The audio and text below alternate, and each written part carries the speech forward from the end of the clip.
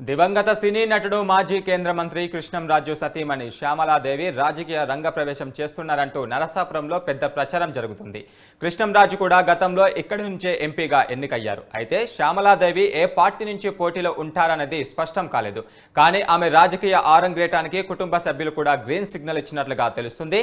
Sitting ఎంపీగా ఉన్న రఘురామకృష్ణంరాజు రాబోయే ఎన్నికల్లో నరసాపురం నుంచే బరిలో ఉంటారని స్పష్టం చేశారు. ఆయన కూడా ఏ పార్టీ అభ్యర్థిగా పోటీ చేస్తారన్నది స్పష్టత లేదు. అయితే నరసాపురం పార్లమెంటు నియోజకవర్గంలో క్షత్రియ సామాజిక వర్గానికి చెందిన వారు ఎక్కువగా ఎన్నికవుతూ వస్తున్నారు. 2004లో మాత్రం చేగొండి హరిరామయ్య జోగయ్య కాంగ్రెస్ నుంచి పోటీ చేసి విజయం సాధించారు. అంతకుముందు 1996లో టీడీపీ నుంచి కొత్తపల్లి సుబ్బారాయుడు గెలిచారు. అయితే 2009 నుంచి వరుసగా క్షత్రియ సామాజిక వర్గం వారే ఎన్నికవుతూ వస్తున్నారు. వారికే రాజకీయ పార్టీలు కూడా ప్రాధాన్యత ఇస్తున్నాయి. టికెట్లు కూడా వారికే కేటాయిస్తూ వస్తుండటంతో వారి హవానే కొనసాగుతుంది.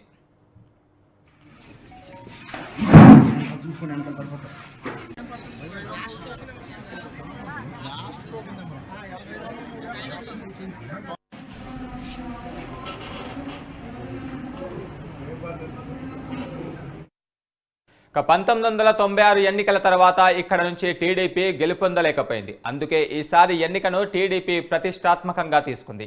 పైగా జనసేనతో పొత్తు ఉండడంతో గెలుపు సులభమవుతుందని అంచనా కూడా వేస్తుంది. అయితే గెలుపు అనేది అంత సులువు కాదని వైసీపీ గట్టి సంకేతాలను కూడా పంపుతుంది.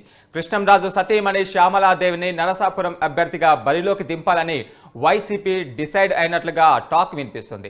ఆమె కనుక బరిలో ఉంటే యువత ఓట్లు కూడా ఫ్యాన్ పార్టీపై పడతాయని ఆ పార్టీ భావిస్తుంది. పార్లమెంటులోనే కాదు, దాని పరిధిలో ఉన్న శాసనసభ నియోజకవర్గాలపైన కూడా ఆ ప్రభావం ఉంటుందని వైసీపీ పార్టీ భావిస్తుంది.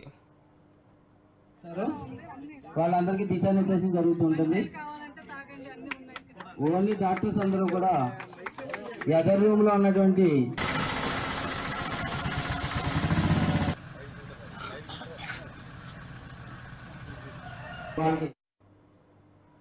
ఇక కృష్ణంరాజు 1999లో బీజేపీ అభ్యర్థిగా నరసాపురం నియోజకవర్గం నుంచి ఎన్నికయ్యారు.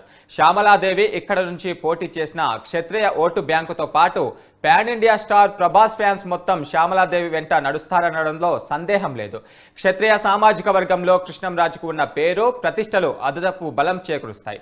అప్పుడు శ్యామలాదేవి గెలుపు ఈజీగా మారుతుందని ఫ్యాన్ పార్టీ నేతలు గట్టిగా భావిస్తున్నారు. శ్యామలాదేవిని పోటీకి ఒప్పించేందుకు ఆ జిల్లాకు చెందిన వైసీపీ నేత ఒకరు ఇప్పటికే రంగంలోకి దిగినట్లుగా తెలిసింది.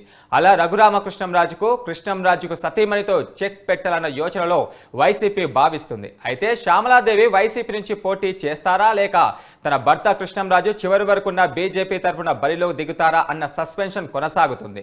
ఇక కృష్ణంరాజు జయంతి సందర్భంగా మొగల్తూరులో మెడికల్ క్యాంప్ ఏర్పాటు చేసిన శ్యామలాదేవి ఎన్నికల్లో పోటీ విషయంపై మీడియా ప్రశ్నించే సమాధానం దాటవేశారు. కానీ స్పష్టత కూడా ఇవ్వలేదు.